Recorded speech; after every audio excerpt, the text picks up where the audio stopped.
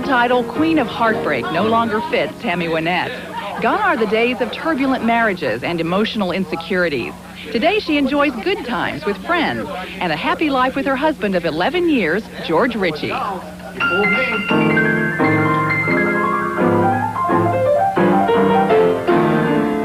accomplished musician and hit songwriter, Richey met Tammy shortly after she moved to Nashville.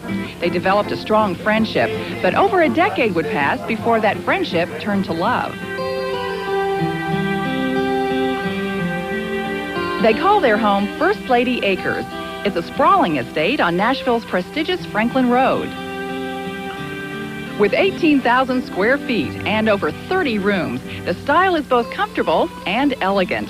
This dining room chandelier alone is worth $250,000. But Tammy and Richey's favorite part of the house is the master bedroom suite that includes a hand-carved marble bathtub the size of a small swimming pool. And Tammy is a collector.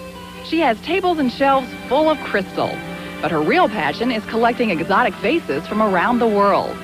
Most impressive, though, are the hallways lined with awards, recognizing a career that spans more than 2 decades. Come here, Sammy. Come here. Come here, Sammy. Come on, Samantha. What'd you find, girl? Tammy's dizzying life as an entertainer is stabilized by Richey.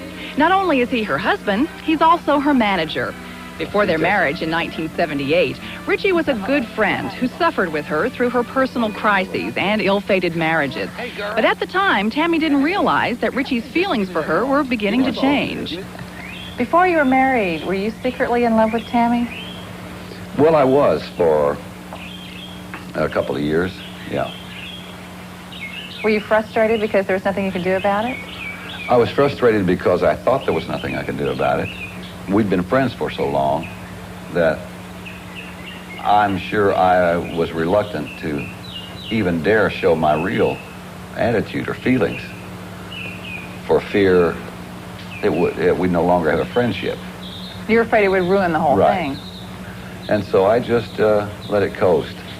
Did that hurt you to see her marry someone else and then have other boyfriends? And were you kind of wondering? No, no, to tell you the truth, Lorianne, it was when she married Michael Tomlin for that ill-fated 3 weeks or a month, whatever it was, you know, I knew that was wrong, but then I knew she knew it was wrong. But for whatever reason, I think she felt like, I'm into this, I don't know any way out. And I played keyboards for that wedding. Oh, you're and I thought, well, I'm history now. The only thing I can hope for is she divorces him, which she did, and that's sort of a tacky thought, but it was my thought. Well, Tammy, I want to know what it was about this guy that made you decide you wanted to get married a 5th time. Oh, gosh, Lori, I don't know. First of all, we were buddies. But I saw in him gentleness, a wonderful father. Other than my own father, I've never known a better father. The kids could get him up at 3 o'clock in the morning. Dad, we'd like pizza. Okay, let me get my pants on, and here he goes. You know, I mean, to a fault. I mean, they just can do no wrong. And he's just a nice guy. Why did you think you would be good for her? Well, you know, I always wanted to spoil her because I never saw her spoiled, and I was around her a lot. And I saw her be the strong person on a personal basis with Jones and Michael Tomlin. She was the strong one. And that's in no way diminishing George Jones's talent. He is absolutely the greatest, and I, to this day, again, I'm one of the great admirers of George Jones. Some of my greatest thrills out of the music business have been to write songs that he's had hits on. I thought I'd love to spoil her like nobody else ever has. Do you? Yeah, I do. Oh, he does. Recently, all they've built together was threatened. Last year, Tammy and George were forced to file Chapter 11.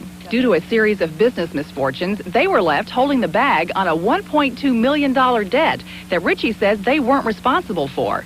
Nevertheless, to protect their personal property, Richey agreed to a settlement. I don't mind telling you, for $450,000. I didn't know that. No, didn't know that. Shouldn't have owed any of it, but at least we paid it, and now we'll go on about our lives.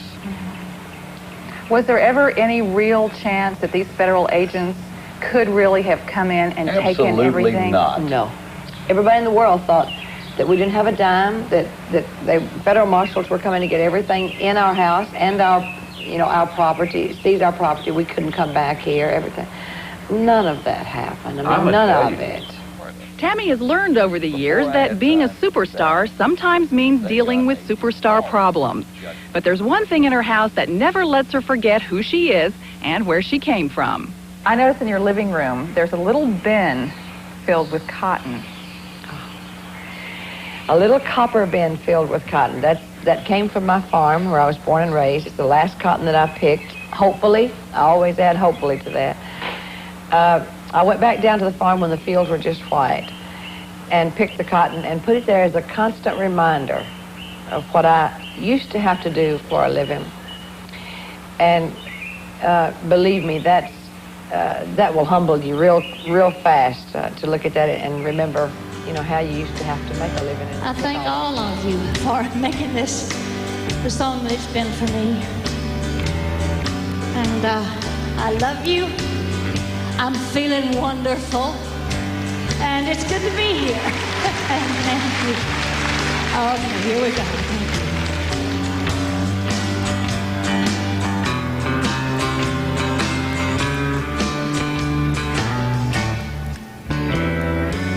Sometimes it's hard to be a woman, giving all your love to just one man.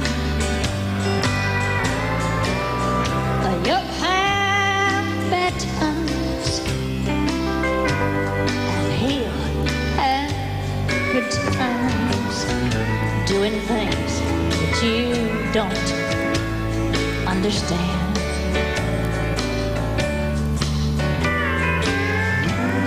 But if you love him, you forgive him. Even though he's hard to understand. And if you love him, oh, be proud of him. 'Cause after all, he's just a man.